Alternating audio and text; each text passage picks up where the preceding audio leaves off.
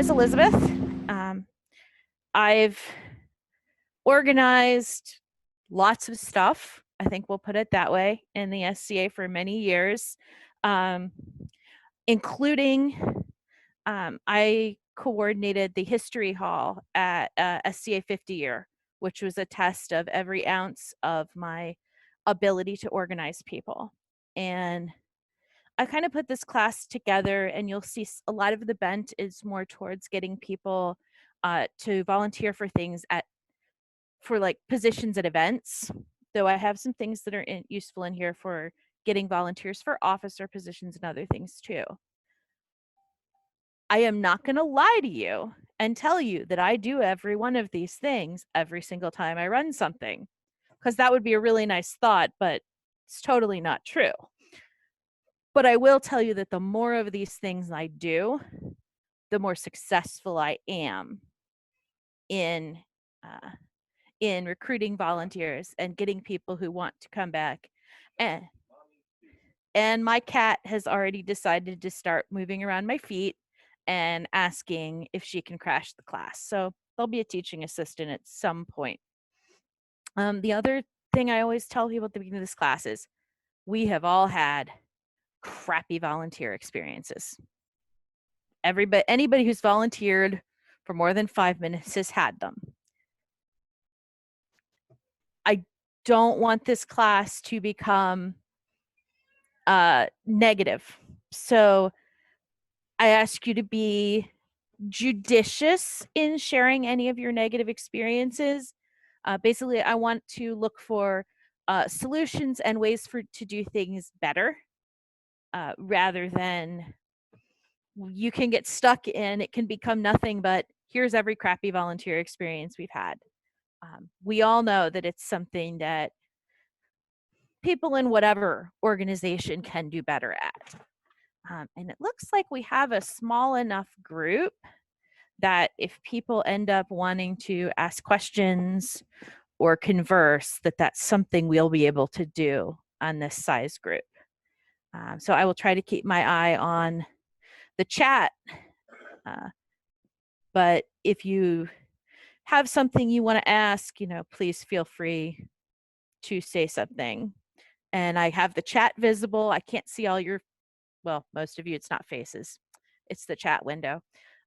So I am going to start talking and just going through some of the ideas. We might not hit everything that I list on here. So what I always tell people is if you walk away from this class with, oh my gosh, that was a lot of information, I will tell you that the two most important words I want you to remember about recruiting and retaining good volunteers is commitment and respect. If you can't remember anything else that I say in this whole 55 minutes, I want you to remember the words commitment and respect. Because if you commit to getting those volunteers and doing everything you can to make their volunteer experience good, and then you treat those volunteers with respect, you have hit the baseline of what I'm going to talk about here. But for people who haven't done it or haven't done it a lot, you need some things a little more concretely discussed. Excuse me. So, and what I mean by commitment is, like I said, I'm going to mostly attack this from the point of view of getting volunteers for your events, whether that's staff positions or just somebody to come do something for an hour. Commitment, the first thing with commitment is accept responsibility. If you're in charge of whatever the thing is that you're trying to get volunteers for, ultimately you're responsible.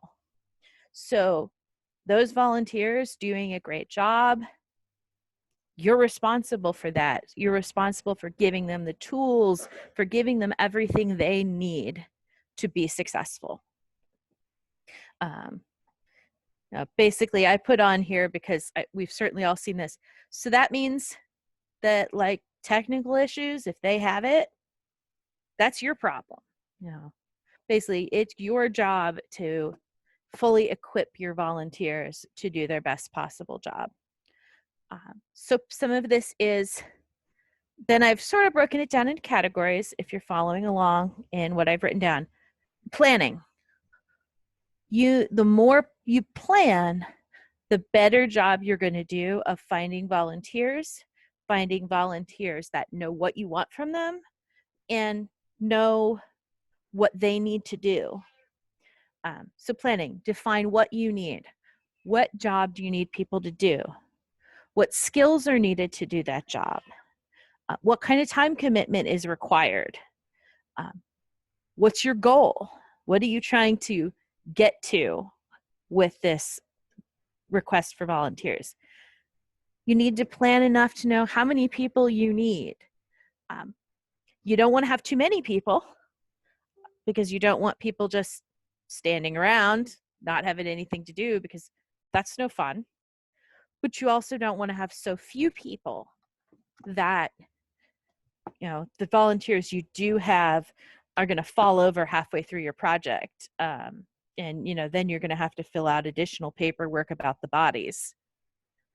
You're going to have to figure out what are those specific jobs, and just planning, where do people go?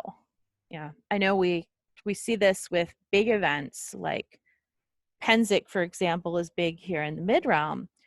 One of the biggest challenges that people deal with retainers for the royalty is getting the retainers to the right place in order to take over from the previous retainer. So some of this planning maybe only will take you 5 minutes depending on the job, but when you're planning something really large, like, we'll use the History Hall example. I had a couple hundred people that I needed to coordinate into volunteer positions. So I needed to really write down, what do I need this group of people to do? What's a reasonable amount of work? Okay, what do they need to know how to do to be able to do that work? What requirements are there physically? There were certain jobs that required people to be on their feet. There were other jobs that could be done sitting down. So the more of that information and definition of what you need that you're able to provide, the better job you'll do when you're looking for volunteers. And the next thing with commitment and planning is make it enjoyable. Eliminate all the little irritating annoyances that can go along with volunteering, because remember, everybody giving you time at an event, at their personal time, think of that time that they're giving you as a volunteer as a gift.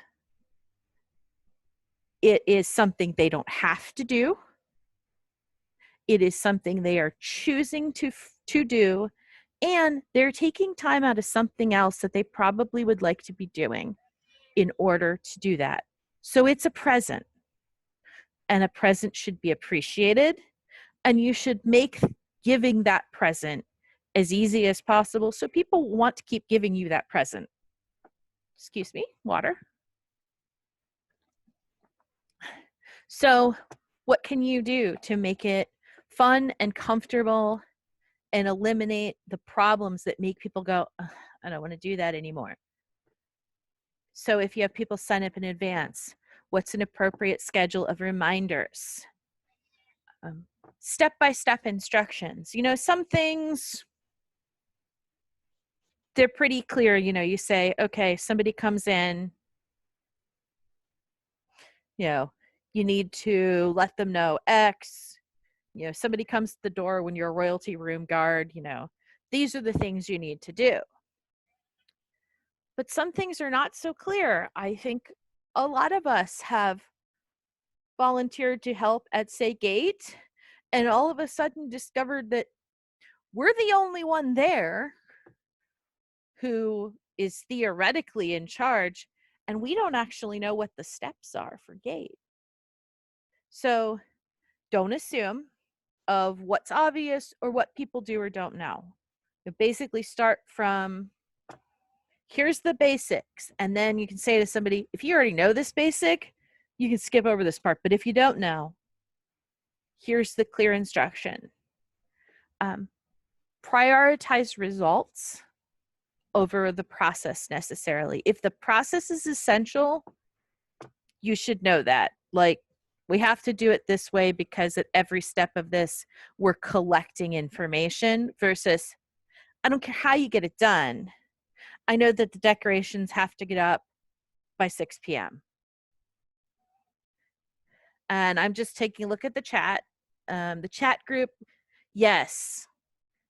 Shazada commented that there was a chat group for all the retainers so that the retainers knew where to meet and they could make that changeover as seamless as possible, because otherwise you end up running all over the place to try to figure out where you are.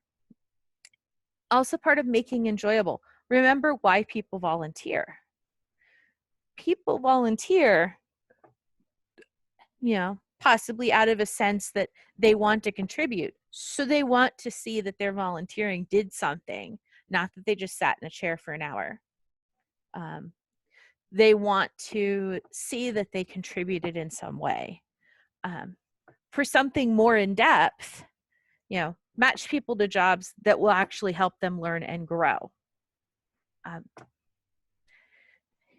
We can sometimes fall into a rut where the same person does the same job event after event after event. And sometimes even they don't want to be doing that, but it's what they've always done. And so people just expect them to do it. Whereas sometimes if you suddenly say, hey, you know what? Instead of running parking, how would you like to try out scheduling the classes? Somebody else suggested a GPS phone tracker to keep track of the Royals. Yes, anything to make things easier on your people. Another one I used, it's a weird phrase, but the one I used is accept people where they are. If you have a volunteer job that needs to be done, and you have somebody willing to do the job, but they need some sort of accommodation. One of the obvious ones is there have been some royals in the mid-room who normally the royalty room guards stand, but they've allowed people who need to sit. And just by saying, yeah, as long as you sit, with, the tabard or whatever on and your guard weapon, that's just the same. It let people contribute who wanted to be able to. Making it enjoyable. If it's something bigger than just, an hour job, collaborate. This goes back to the match people to jobs that help them learn and grow. Let people play and have fun and figure out their ways of accomplishing things. This is prioritizing results. How do we get to getting this done? And the other thing about making it enjoyable is provide appropriate resources. So this goes back to the planning. Intellectual resources, give them the information, give them the clear guidelines of this is what we're trying to accomplish. These are the things that are non-negotiable, and here is my support, but also give them physical resources. If you're volunteering at an event, like this past weekend, it was 106 heat index locally, well, then you need to make sure those people have water. You need to make sure they have shade. If you have them volunteering for longer periods of time than an hour or two, you might need to provide snacks. This is all part of planning, but also making it fun. People who have access to water aren't boiling in the sun. Have snacks. For example, at Harold's Point at Penzic, a lot of times there's ice cream that shows up at a certain hour. People want to come because it's enjoyable. It's a physical need that's being met. You're giving people kind of a boost at a particular time of day. I think they usually do it around 2:30 to 3:30ish. So it's a time when most people are kind of getting bogged down and getting hungry. Another thing, this one is in bold because it fits in with planning, commitment, and respect. Communicate communicate regularly, whatever pace is appropriate for the job, and honestly let people see how what they're doing fits into the bigger picture of the goal, but also tell them if something changes. You know, we worked on SCA 50 year for 2 years in advance. Things changed over the course of our work, and we had to come up with an appropriate timetable to communicate with, say, the chairs from each of the kingdoms who were putting together those displays.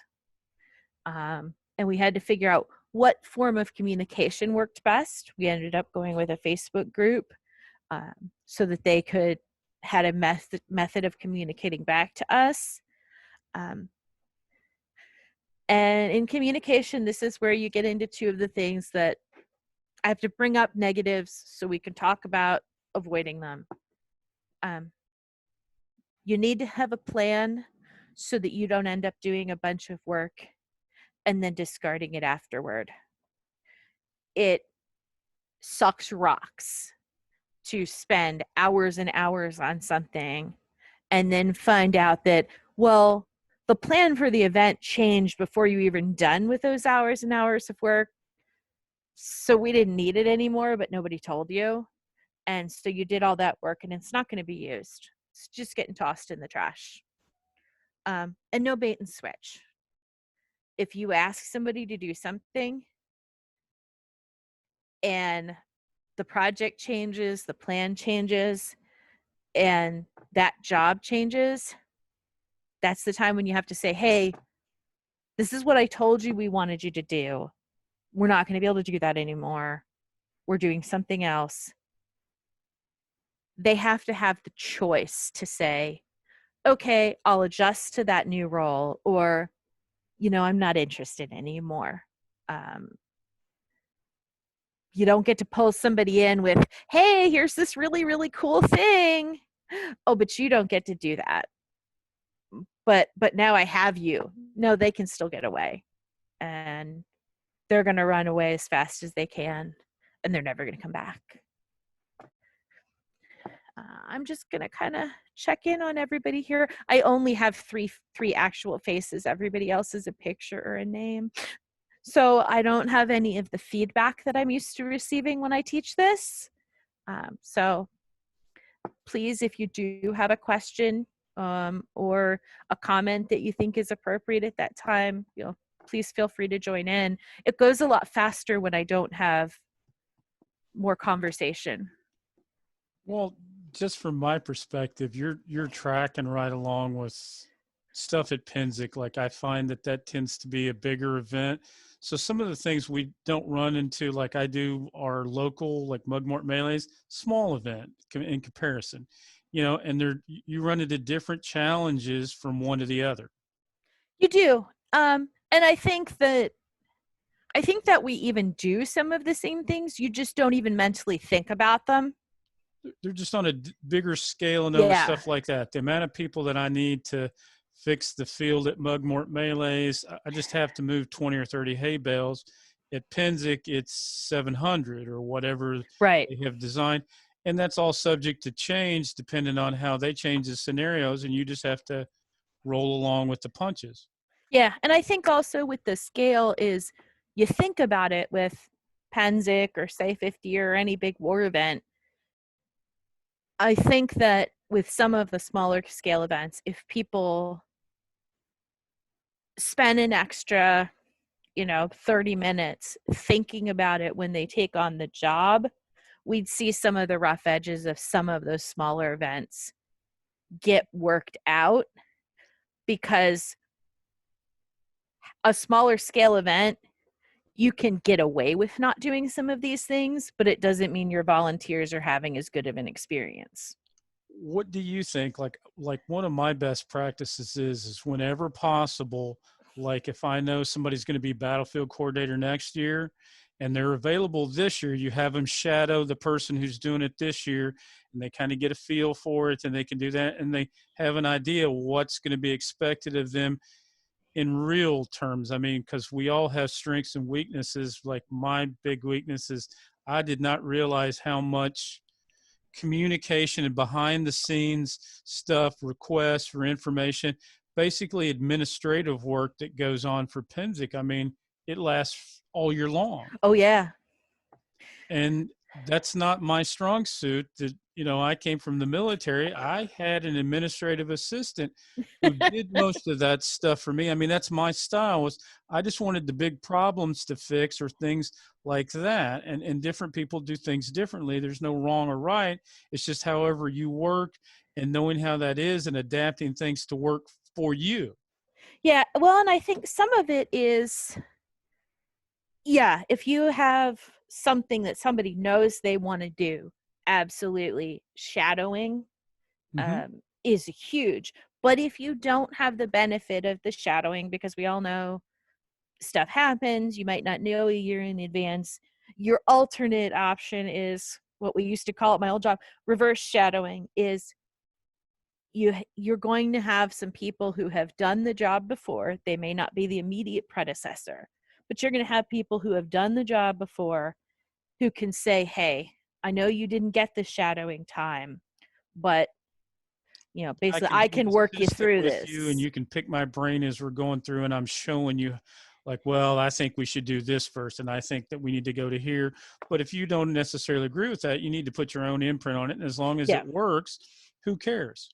And that is a great role, particularly for peers to step into, because most of us have a lot of experience doing different things. And it's a way for peers to stay involved, but also to give new people opportunities uh, to basically stretch their legs out. And I know you're very new at being a peer, particularly, but I know there's always a struggle in my group that's very peer heavy of, you know, well, we have a peer who's always done it, but we have an enthusiastic non-peer who wants to do it.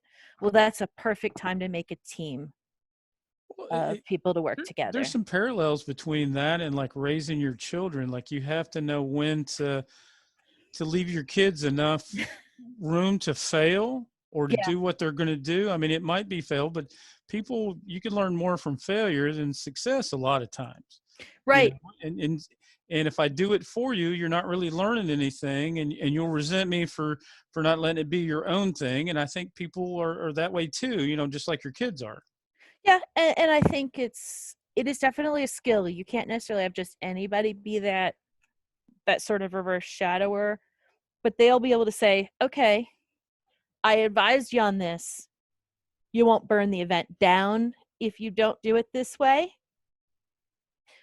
Um, no, this thing that you're arguing with me on, there is a reason we need to do it this particular way. And I see I've got somebody from East Kingdom. How do we pull in folks within our group who never participate or attract outside visitors? Incentivizing volunteers. Nice. Okay, so Ragnolf was basically asking, with a smaller group, geographic geographically disparate, and having the same people over and over. And then how can you pull in folks who never participate or attract outside visitors to help them? Well, one thing, and I think I mentioned it further down, but if I don't, is I always try to coach people, because there are those people who want to help. And please feel free for other people to join in this conversation. When you just put out a call and say, we need volunteers for X, you're going to get people from that first group who they want to help. And they are going to shoot their hand right up and say, I want to do it. I want to be there. But that next group, that's when you need to go, I think, a lot of times to people personally and say, hey, and it's best if you have a particular reason for going to them. But, let's say, for example, that, you need somebody with battlefield coordination. We'll use Breezy's example. Going to somebody and saying, hey, I have noticed that you are very well organized, that you've kind of naturally taken the lead in small ways in doing this. We're doing an event. We need somebody to take on this job. Um, you know, so and so, can help you. We can go over the full job, make sure you know what you're doing. But I think you would be really good at this. And that, yeah, under respect, I put the importance of the personal touch. Some people, when you're just putting a call out to the world, aren't going to respond. But when you go to someone and you compliment them and you say, I really think you could be good at this, it is a little bit easier to draw them in.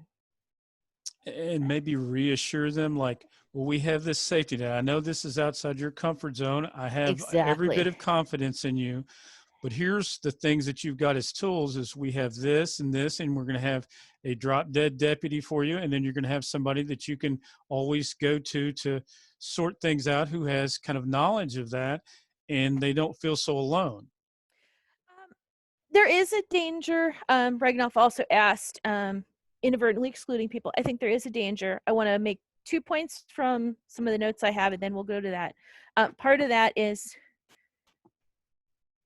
when you are recruiting volunteers and you're using things like that, that also means that, when you're running things, you got to defend your volunteers, you got to back your volunteers, you got to support them, because you're making a commitment to them. When you're saying that, you need to respect them enough that you're going to hold to that commitment when it comes to it. The personal connections, ideally, the more people you get making those kind of personal connections, the less chance you have that you're inadvertently excluding. So if just you are doing it, you're much more likely to exclude people than if you have like 5 people in the group. Look at the person who came out initially, volunteered, and then didn't again. Yeah. If you have people who used to volunteer and then they vanished, if you can find a way to have that conversation, and it may also be a matter of having the right person have that conversation with them, is, what happened? How did that go? Did you have a bad experience? Because I know people in a particular group who they're pretty much waiting for the leadership to turn over because they have had several bad experiences in a row. And at this point, they said, I'm not doing anything else to volunteer for these people. And if Because, anybody from that leadership was to go and ask them, they're not going to get a yeah, straight answer because they don't feel comfortable with them. right. It would need to be someone else, but that's what it is. And that leadership, I don't know if they are asking even to the people who are continuing, why are we losing people? Because under respect, which we haven't gotten to as much, I'm going to skim some things so we can get back to some of this conversation. If it wouldn't be difficult for job interviews, I would tattoo "say thank you" on all of our foreheads so that we all have the reminder. When I did a preparation for this class, I polled a bunch of people in a couple different groups and said, tell me about your worst volunteer experience and what made it so terrible. And tell me about your best volunteer experience and what made it so great. Worst volunteer experience, regardless of the type of volunteering, regardless of what they did, it was, I wasn't appreciated.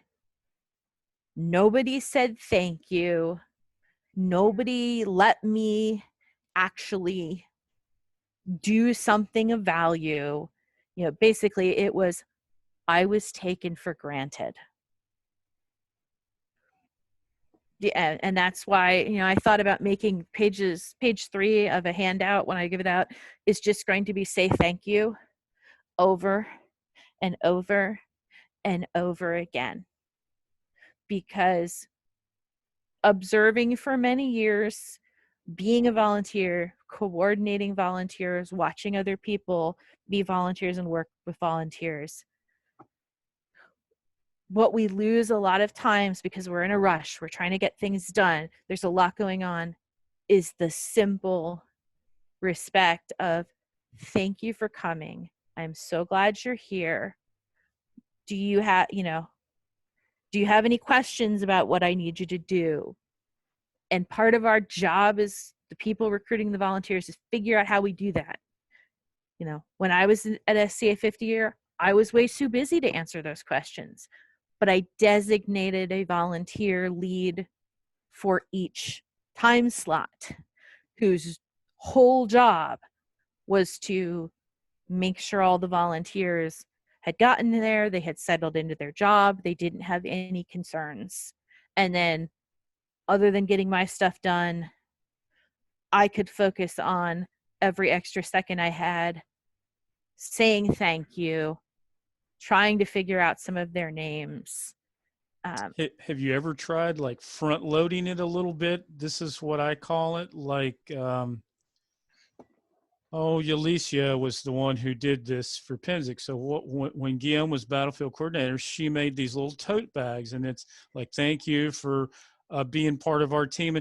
So all that stuff had to be done, thought of, months before Right. Penzic actually is, and then the stuff was made to give out, and that's a tangible token. I mean, it doesn't have to be that; it could just be a little widget or whatever.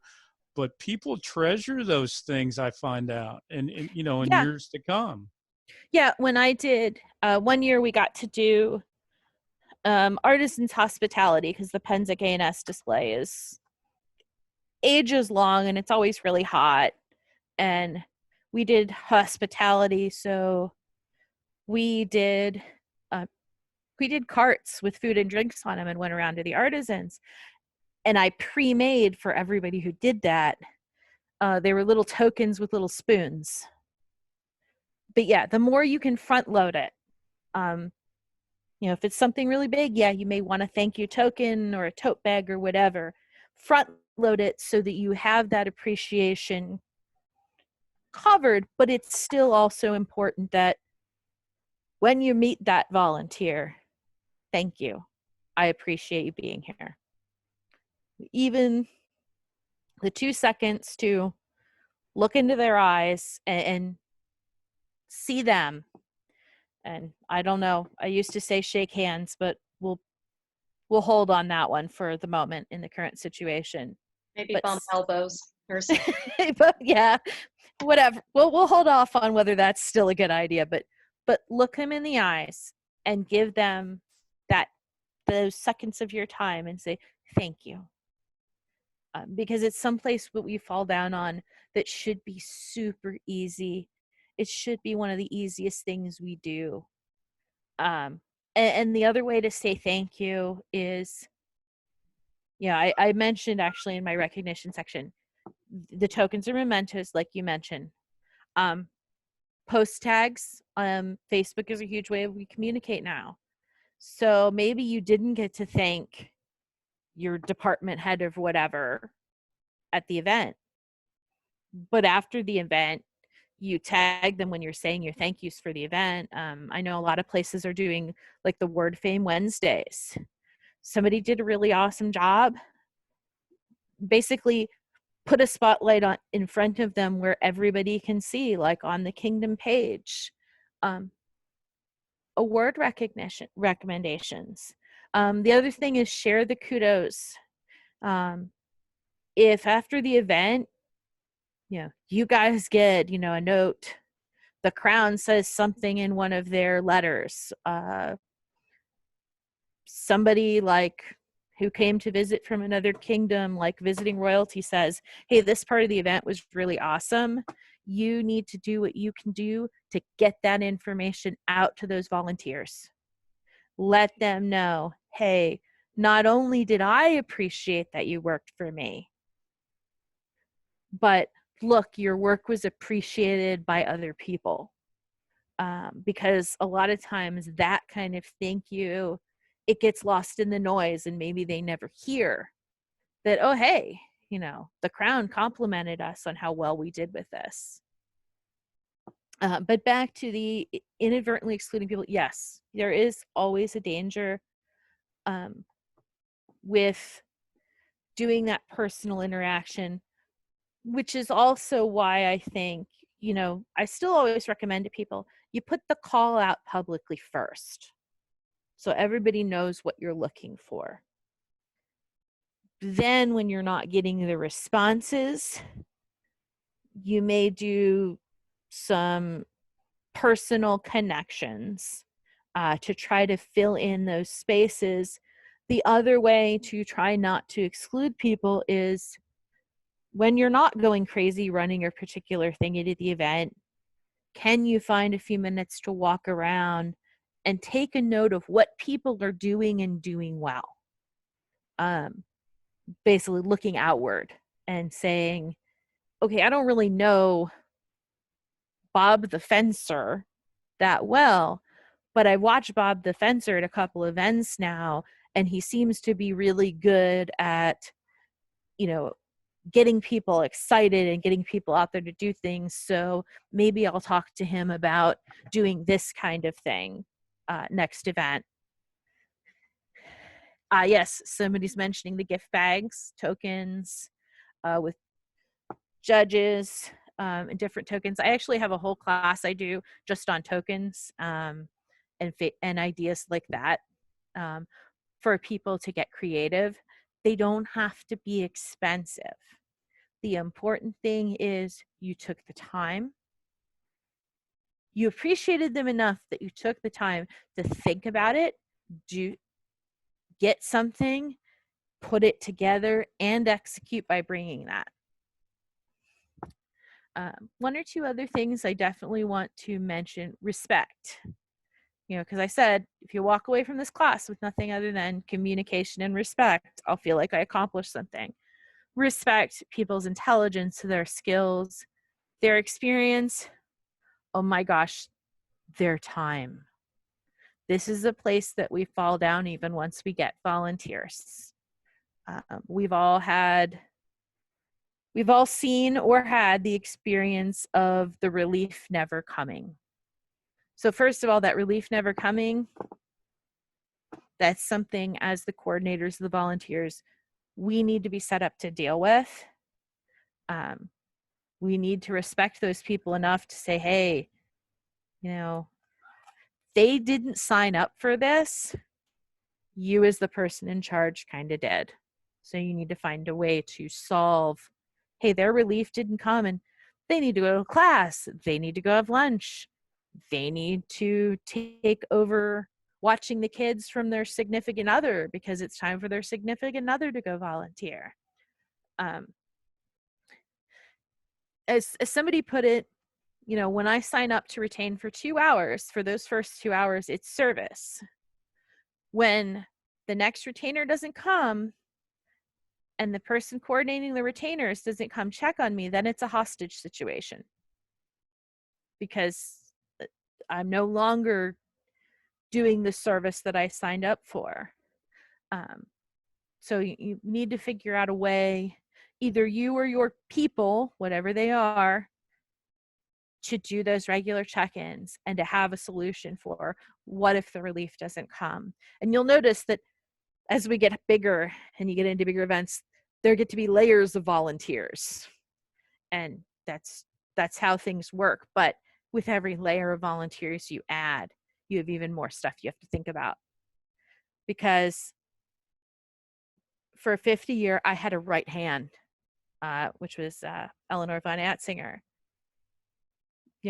The appreciation I had and the things I needed to do for her to work with her were on a whole nother level from what I needed to do with the people who, came to do an hour of security. So yeah, the deeper you go into this, the more intellectual exercise there is and the more things to think about. In terms of other things to demonstrate your respect for your volunteers and to have volunteers who want to keep coming back and helping you, don't underestimate the importance of the personal touch. Some of us are good at names, some of us are bad at names. At least making the attempt, trying to learn the names of these people who are coming to help you, making that effort, even if you can't remember the name, but at least say, oh yeah, you came and helped me last event, I remember meeting you. Remembering something about them, show them that they're not just a tick mark in a box, they're a person that you appreciate and respect for giving of their time. The other thing I mentioned is, and this is a lesson I learned from being on 50-year staff and then being on a royal staff, when people put themselves out there, that's really brave. When they come and say, hey, I have never done this job before, but I really want to work on this event, find a way to say yes. Yeah. Somebody said, I have a person whose only job is record who is helping. Absolutely. Find a way to say yes. If somebody is brave enough to say, hey, I want to help, find a way to give that person something that they can do. Because for some people, that was a huge step. Being brave enough to come and say, hey, I don't know how to do this, but I want to help. And the big job to record who was helping, we had a Baron and Baroness here in the Cleflands who every dessert revel, every tournament, every event, they wrote thank you notes to every single person on staff, every single person they saw play a major role. And they were little printer printed thank you notes with the baronial arms on the front. And it would be just handwritten. And I know they would get together and for hours write thank you notes. The impact on the people in the barony and how much people enjoyed getting those thank you notes is absolutely indescribable. When they stepped down as Baron and Baroness, the barony actually made gigantic thank you notes for them because it was the most appropriate way that we could come up with to thank them. But they made people feel like they were seen and appreciated. And there was just a slip of a thought in my head that I wanted to mention. It'll come back to me in a second. But it was about volunteers. And especially if it's something big with volunteers, accept feedback. I will tell you, there was an event, pretty big event not too long ago. I flubbed on the volunteers. I didn't put the time into it that I needed to. And yeah, it showed. I struggled. You put the time in on the front end so that at the end you get the volunteers and you get volunteers who want to come back and work with you. Oh, it was a thought for the person who was saying, how do we pull in folks from within the group and how do you attract outside visitors? With the outside visitors, I'd say it goes in two ways. One is if you're just looking for people to, do like a shift of something at the event. I know a lot of groups around here will advertise that information at gate. This is another place where, personal connections may be needed. Do you have another group that, reliably these people come that you can foster a relationship with? And what I mean by that is, can you go volunteer to help at their events and fill in so that when you run events, you have a relationship to call on and say, hey, we're we're lacking a person to do this. Do you have anybody in your group? I came from a group, I started in a very small college, and we never had enough staff to run our events. And we developed a relationship with the Greater Barony as a whole to fill in those pieces. And we would need to pull entire staff positions. But then the key was they couldn't come to every one of our meetings. So we had to establish a means of communication that worked for them and for us. Basically, where flexibility was needed to make that work, it was on us as the group asking people to go out of their way to make that flexibility a thing. And Raven, I see, commented that if you're getting overwhelmed or not having time to enjoy the event, you're not delegating enough. Yes. Ideally, the whole idea of the volunteers should be many hands make light work. And if it's a really big job, to some extent, you're no longer doing the job anymore. You're administering the job. That's certainly what I found at 50 year. And I never left the History Hall at SCA 50 year, but it was also 90 degrees with enormous humidity all week. So I'm not sure that was about anything other than the heat.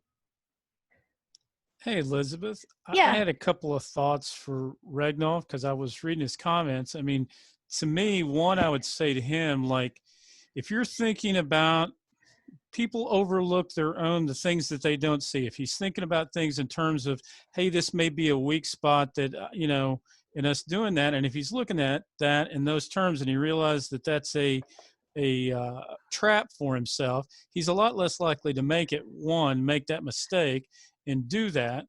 But he was asking some more about some activities. I know that two things that came to mind, that if you'll do different or diverse activities, if you do the same things over and over in the way that you've always done it, you're going to get the same results more or less. That I know that if we were like we built a big clay oven and cooked feast in it the Friday night before our event on Saturday. So we tried to get more people come camping, and we actually made the oven, and you got to cook your own medieval bread and all this stuff. And then we also used it for feast. Well, we had people that didn't participate before who wanted to learn how to make the oven, or they wanted to learn how to do this or do that. And I mean, you could take that as far as you're willing to take it and do different things. Yeah. Whatever activities you can envision yourself doing, think outside the box a little bit. And then one thing I would say is, although people might not think this at first, but if you can have new people, especially like it's their first, second, third event, and they retain, they get a different perspective of what the SCA is by retaining. And if it's somebody like, I'd put somebody with Kellick any day. Yes. Because he's real personable, he's real friendly, and he's not about making it, he's making it about them while he's king doing his thing. He has his thing to do, but he's giving them individual attention. And it was a really wonderful thing that if you give somebody to him as a retainer for an hour, then they're probably going to stay in the SCA for life.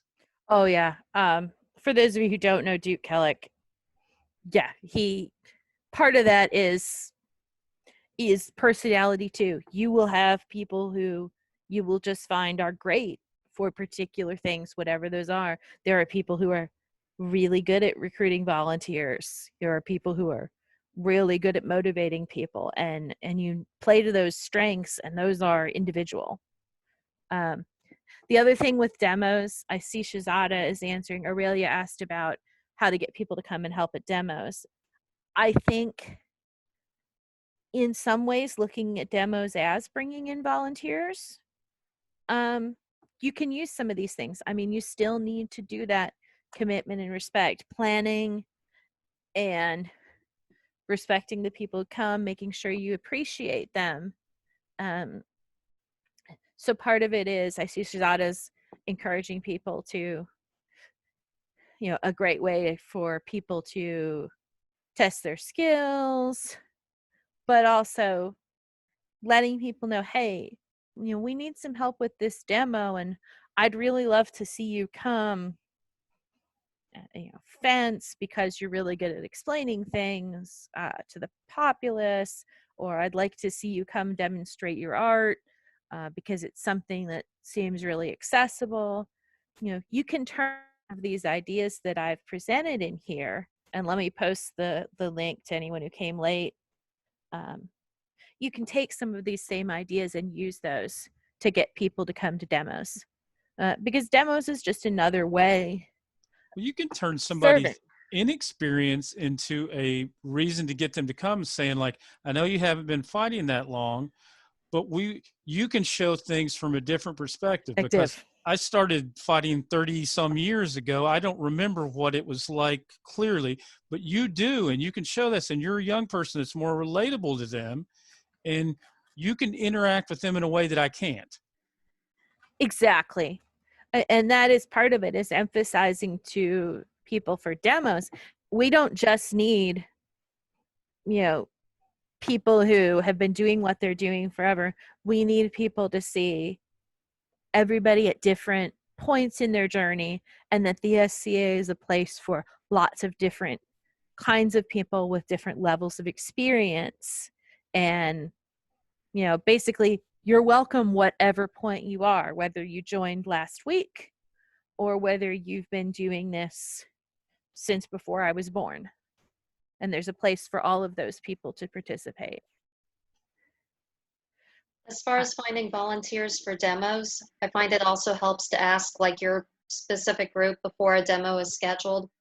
Yes. When can most people be available? Because if you say Thursday, 2 p.m. at this library, most people will be working.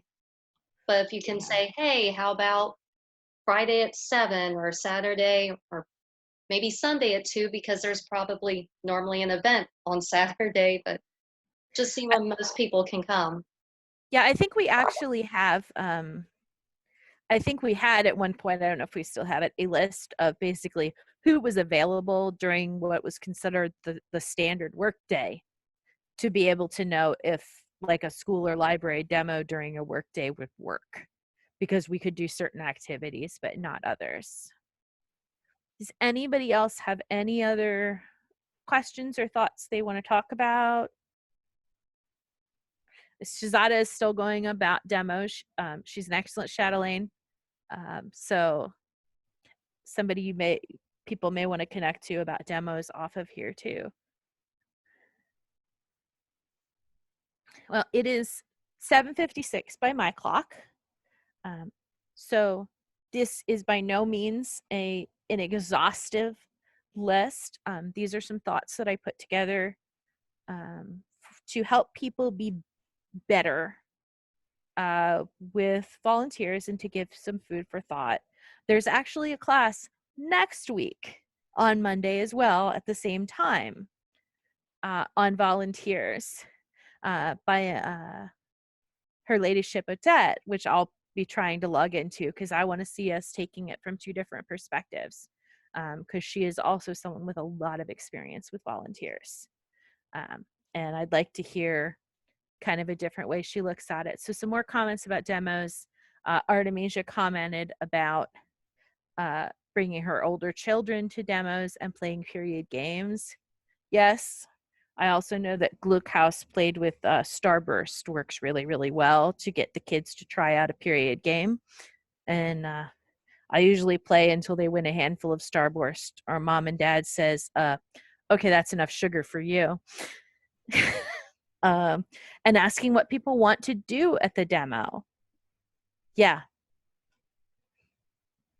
exactly. And Driffa, I believe it's pronounced, basically said, you can have the problem of if you don't get enough fighters, then you have people who don't want to participate because they don't want to exhaust themselves. But other people don't want to join in because they'll be undervalued. So part of it is also that planning and balancing for a demo. All right. Hi, Artemisia. Artemisia turned on her camera. So please feel free to connect with me I'm easy to find on Facebook. My email is on the handout, and this is something I'm always willing to talk about. I've been trying to do a lot more what I call my Pelican-y classes lately, to talk about SCA administration and things like that. And thank you all for joining me. I hope it was useful. Great.